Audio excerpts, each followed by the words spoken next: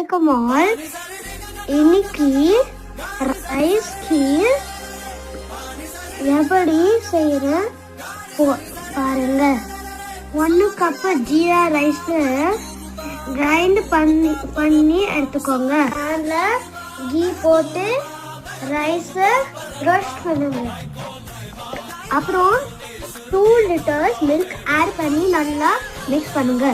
அப்புறம் sugar and Milkmaid add பண்ணி mix பண்ணிட்டு இருங்க.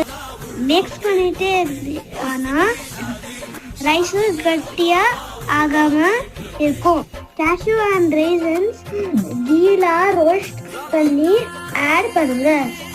Rice kheer ready.